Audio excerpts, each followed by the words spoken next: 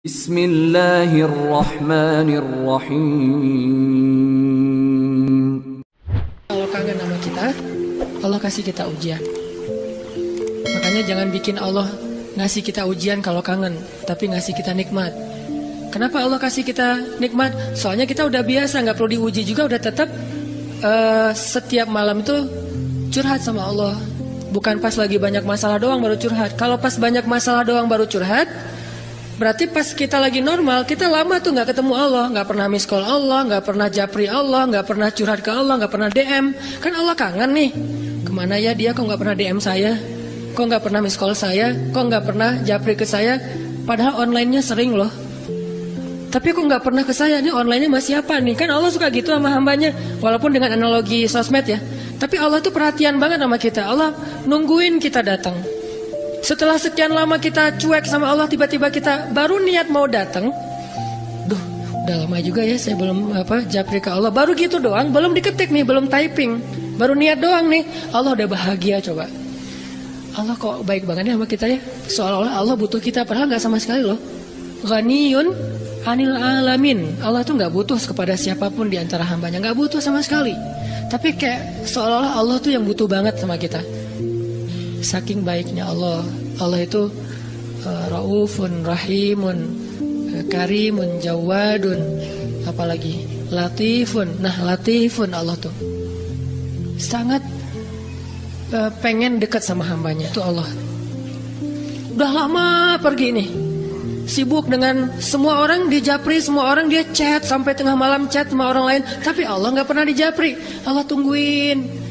Kalau manusia mungkin kita bisa nyebutnya kayak kesepian gitu, tapi Allah kan gak mungkin kesepian. Tetap aja Allah nungguin seperti orang yang kesepian, saking kangennya sama kita. Coba begitu kita ada masalah datang ke Allah, Allah gak bilang giliran sekarang aja lo datang, gak kayak gitu Allah. Langsung Allah dekap, langsung Allah, ada apa hambaku, hal min dhi hajah, apakah kamu butuh sesuatu? Hal min taib, apakah kamu mau diterima taubatnya? Hal min mustaghfir, apakah kamu mohon minta ampun? Allah tanya kepada kita setiap malam, dicuekin lagi, dicuekin lagi. Datang Allah ke langit dunia. Harusnya kan Allah suruh aja malaikat ya, malaikat kasih tahu ke dia supaya berdoa. Enggak, Allah yang langsung turun. Ibaratnya Allah yang ngejapri kita. Enggak dirit juga. Setiap malam japri, setiap malam enggak dirit. Padahal online-nya, lasinnya tuh per setiap jam, bahkan setiap menit dia online terus. Tapi yang Allahnya enggak dirit, ketimpa lagi tuh. Marahkah Allah? Enggak. Kalau Allah marah, pasti kita udah celaka dari dulu juga. Karena kalau Allah udah marah, maka perhatikanlah kaum-kaum sebelum kalian, kata Allah. Perhatikanlah kaum-kaum sebelum kalian, Ad, Samud, atau tokoh-tokoh sebelum kalian, Firaun, Haman, Namrud, dan seterusnya.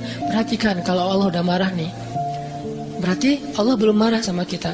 Tapi jangan sampai batasan waktu yang Allah buat itu kita lewatin, itu bahaya. Karena kalau Allah sudah menentukan waktunya, gak bisa ditolak lagi sama kita. Jadi Allah kangen kepada makhluknya. Jadi sifat kangen itu salah satu di antara sifat Allah. Sehingga kalau Allah aja kangen sama kita kangen gak sih sama Allah? Ini pertanyaannya nih. Karena kalau kita gak kangen sama Allah, gak fair. Kenapa gak fair? Allah kan gak pernah dapat kebaikan apa-apa dari kita, kok kangen sama kita? Berarti Allah kangennya tulus. Kalau kangen kita kan ikhlas ya. Ikhlas dengan tulus agak beda dikit nih. Kalau tulus gak berharap apa-apa. Kalau ikhlas berharap. Kalau ikhlas itu berharap. Allah aja tuh gak menginginkan apa-apa dari kita, kangen. Berarti kan gak ngarapin apa-apa, bisa kangen. Baik banget kan. Nah kita kalau kangen pasti ada ngarapin sesuatu. Kayak kangen orang tua, kenapa? Pengen masakan ibu. Kangen kampung halaman, kenapa? Pengen jajan, pengen lihat suasana yang luar biasa di keluarga. Kan kangen ya kampung halaman. Kangen dia misalnya, pengen disiapin segelas apa misalnya, green tea lah atau Thai tea atau apalah, kalau yang standar mah ya, atau kopi misalnya. Kita mengharapkan sesuatu dalam kangennya kita. Kalau Allah kangen gak ngarapin apa-apa, karena Allah gak butuh kita. Kok kangen? Berarti Allah maha baik. Kangen mengharapkan sesuatu aja baik, apalagi kangen tanpa mengharapkan apa-apa. Dan yang lebih luar biasanya lagi, Allah bukan cuma gak mengharapkan apa-apa, kangen pengen ngasih sesuatu kepada kita. Kangen pengen ngasih sesuatu untuk kita. Itu kangennya Allah, mirip dengan kangennya ibu, walaupun gak sama, pasti Allah lebih. Kangennya ibu tuh pengen masakin buat kita loh. Kangennya kita ke ibu, pengen masakan ibu. Beda kan? Jadi jangan merasa lebih baik daripada ibu kita ya. Karena realitasnya, jujurnya mah, kita kalau kangen ibu karena pengen dimasakin. Ibu kalau kangen kita karena pengen masakin. Jarang ada ibu kangen karena pengen masakan dari kita. Kan kita gak bisa masak, kecuali chef lah ya. Chef juga tetap makannya makanan ibu. Walaupun mungkin dia jago dalam masak, tapi ada sentuhan mukjizat dari seorang ibu yang memang gak bisa dipakai bumbu. Itu lebih ke perasaan, ketulusan cinta. Beda pasti itu. Ibu saya tuh kalau masak, mungkin banyak ibu-ibu lain atau siapapun perempuan yang masaknya tuh enak. Tapi tetap aja kalau yang dimasak oleh ibu tuh beda. Gak tahu gimana, gak bisa dijelasin aja pokoknya, beda. Gitu juga yang dimasakin oleh istri.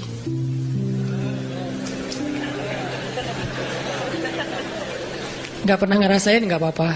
Sabar ya. Ibu aja dulu lah, puas-puasin ya. Karena ibu tetap aja seseorang yang luar biasa. Allah tuh kayak gitu, analogi cinta Allah kepada kita, walaupun gak sama persis tapi minimal ada analoginya. Kayak ibu kepada anak.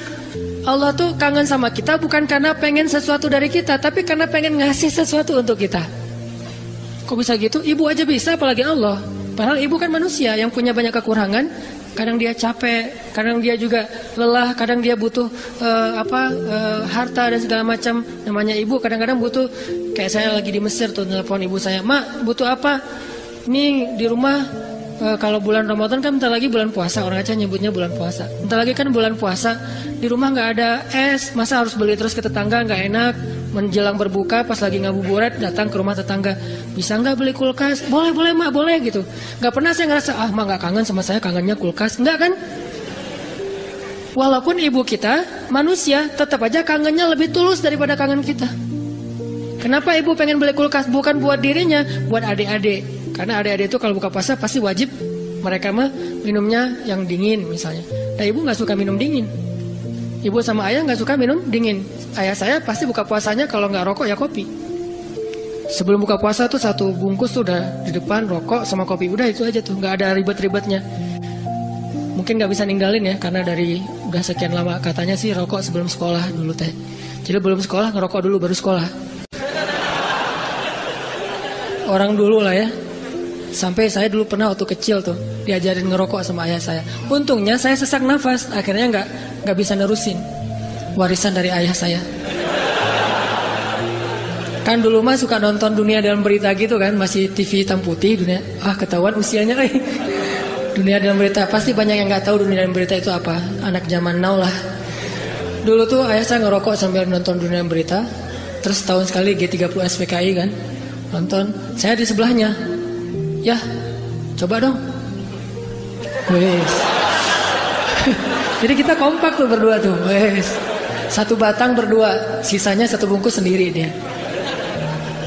Jadi bukan karena pengen minum air dingin ayah dan ibu saya beli kulkas, justru buat adik-adik. Berarti tetap aja tulus. Terus, "Mak butuh apa?" Nih adik-adik belum sekolah. "Mak butuh apa?" Nggak pernah minta untuk dirinya sendiri. "Mama nih mau lebaran nggak ada baju baru." Nggak pernah, pasti untuk adik-adik. Kenapa nggak untuk saya? Mungkin dianggap saya udah mampu sendiri, udah mandiri, jadi udah nggak perlu dikasih-kasih. Artinya dalam cerita ibu kita bisa melihat kebesaran Allah. Kalau ibu aja yang penuh dengan kekurangan bisa setulus itu, apalagi Allah. Ibu bisa kangen kepada kita karena pengen masakin buat kita. Allah kangen kepada hambanya karena pengen ngasih nikmat untuk hambanya. Allah kangen kepada pendosa karena pengen ngampunin dosa-dosa dia. Kenapa gak diampunin aja? Karena dia gak datang. Kenapa gak dimasakin aja? Ngapain dimasakin, orangnya gak ada. Kan gitu kan? Katanya ibu kangen, tapi kok gak masak masakan kesukaan aku? Lah kamu masih di Bandung, ibunya di Jawa. Ya gimana yang masakin? Siapa yang makan basi? Nah ibu gak makan spesial itu. Sehari-hari paling makan nasi putih, garam sama telur ceplok. Kalau enggak juga cuma cabai. Saya waktu kecil makanan favorit saya itu nasi putih, garam, cabai. Itu aja dimakan. Enak banget tuh. Sesekali makan telur, didadar, diceplok. Itu juga tunggu dari kandang ayam. Karena kita nggak beli telur, tapi ibu tuh nernak ayam di belakang. Setiap pagi saya periksa pinggir loh, ngeliat telur loh gitu. Si ayam-ayamnya dipinggirin. Oh nggak ada, kurang produktif. Oh, iya. Hari berikutnya dicek, 3 hari sekali ada telurnya. Kan telur kalau baru dari kandang itu kan hangat banget tuh. Saya ngerasain ternyata bedanya rasa telur dulu sama sekarang. Memang beda. Dulu tuh nggak pakai pecin juga udah enak. Kenapa sekarang jadi generasi micin? Karena telurnya udah nggak berkualitas. Pembahasannya nggak penting. Jadi makanan ibu cuma gitu. Terus kenapa ibu? Misalnya di Aceh tuh ada namanya masakan kari lah ya, kari kambing, kari ayam. Kenapa mak kalau katanya kangen sama aku kok nggak masakin kari ayam? Nah kan kamu di Mesir, ngapain dimasakin? Yang makan siapa? Gitu juga Allah, katanya Allah pengen ngampunin dosa aku, kok nggak diampunin? Lah kamu nggak pernah taubat, nggak pernah datang, nggak pernah sujud, nggak pernah minta ampun, gimana mau diampunin? Kayak dikasih ampunan nggak ada yang ngambil gitu. Bukan Allah nggak mau ngampunin kita nggak mau ngambil, kita nggak mau makan, kita nggak mau datang gitu. Padahal Allah sediain. Begitu kita mendekat sedikit aja langsung Allah masakin tuh ampunan. Langsung menunya yang paling enak. Kalau analogi ibu tadi masak, langsung disediain untuk kita. Disediakan dengan sangat istimewa buat kita ampunan Allah. Apa istimewanya? Lengkap. Lengkap gimana? Dosanya, semua dosa diampuni. Semua dosa tuh ada tuh. Dosa A, B, C, ampuni semuanya. Taubat diterima dengan seolah-olah kita tuh udah orang paling suci. Kan orang yang paling suci itu orang yang baru bertaubat kan?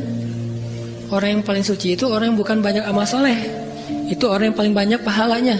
Tapi orang yang paling suci justru yang pertama bertobat itu paling suci. Setelah itu mungkin udah mulai agak mix lagi nih. Udah ada dosa, ada pahala. Tapi baru-baru taubat itu saat yang paling suci setelah kita dilahirkan oleh ibu kita. Kita udah jauh dosanya, udah kayaknya kalau di dosa itu jadi titik-titik di hati kita. Bukan hati kita doang yang hitam, seluruh tubuh kita udah hitam. Karena udah nggak ada tempat lagi di hati, saking banyaknya dosa. Kalau seandainya dosa itu satu titik pulpen, terus setiap kita buat dosa tuh jadi tinta sekecil ujung pulpen itu di hati kita, kayaknya bukan hati kita doang yang udah hitam, seluruh tubuh kita juga udah hitam. Bukan cuma tubuh kita, sampai area di sekeliling kita tuh udah hitam saking banyaknya dosa. Soalnya di hati udah nggak ada tempat kosong untuk nitik-nitik kayak gitu. Akhirnya taruh di tangan, jadi tato semuanya, terus di lantai. Saking banyaknya dosa kita. Begitu kita datang kepada Allah, belum beramal soleh, baru mau datang, astagfirullahaladzim, langsung Allah sediakan menu istighfar, taubat dengan menu yang sangat istimewa. Jadi Allah tuh kangen kepada pendosa karena pengen ngampunin dosanya. Kangen kepada orang yang banyak masalah karena pengen ngasih solusi dalam masalahnya. Kangen kepada orang yang udah berbuat amal soleh karena pengen mengangkat derajatnya. Jadi kangennya Allah itu untuk kita, kangennya kita untuk diri sendiri. Walaupun boleh-boleh aja kangen untuk diri sendiri. Sama kayak kita boleh kangen sama ibu. Ibu kita gak akan balikin, kamu mah cuma kangen masakan mama, gak kangen sama mama. Gak ngomong gitu kan ibu kita mah. Ya udah pulang atuh nak gitu. Ya udah cepat pulang biar mama masakin. Mau masakin apa nih? Saya sering kalau dulu kan di pesantren pulangnya seminggu sekali karena pesantrennya dekat rumah sih, satu kota gitu. Setiap hari Sabtu pulang, hari Minggu sore udah balik ke pesantren. Itu setiap hari Sabtu ibu tuh pasti masakannya spesial tuh. Bang, pulang jam berapa? Jam 4 sore mah. Ya udah nanti mama masakin jam 3 biar hangat pas abang datang. Kadang-kadang macet atau naik angkotnya penuh karena sore itu angkot selalu penuh. Datangnya jam 7, diangetin lagi sama mama. Kenapa tadi nggak jam 4 udah mama masakin? Disiapin sama ibu. Nggak pernah ibu bilang, kamu mau pulang cuma untuk masakan, bukan untuk ibu. Nggak pernah ngomong kayak gitu. Gitu juga Allah nggak pernah ngomong kayak gitu. Kamu mau datang karena udah banyak dosa, bukan untuk saya kan? Nggak gitu. Memang kita datang kepada Allah pengen diampuni dosa.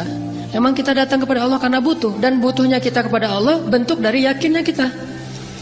Gak boleh kita bilang saya gak butuh Allah, saya mah memang datang karena cinta. Gak gitu, itu mah terlalu naif menurut saya. Saya gak butuh surga, saya gak takut neraka. Naif banget sih. Gak takut neraka, gak butuh surga, seolah-olah harta yang berharga di sisi Allah itu gak butuh gitu. Sombong banget kita kalau bilang gak butuh surga. Sombong banget kita kalau bilang gak takut neraka. Malaikat Jibril aja takut neraka. Pernah malaikat Jibril nangis luar biasa, kayak orang habis diputusin nangisnya teh. Nangis banget tuh, didatengin sama Nabi Muhammad. Jibril, kunaon gitu. Kenapa gitu Jibril kok nangisnya kayak gitu-gitu amat? Ini ya Rasul, saya teringat tentang neraka. Dan setiap kali teringat tentang neraka, sejak Allah ciptakan neraka itu, saya nggak bisa berhenti nangis. Coba, malaikat aja yang lebih keren dari kita, dzu quwwatin. Ya, malaikat itu kan paling kuat tuh, Jibril. Yang bilang malaikat Jibril kuat, Allah bukan kita. Berarti kuat banget nih, tapi takut neraka. Dan kita bilang nggak takut neraka, sombong namanya. Harus takut neraka.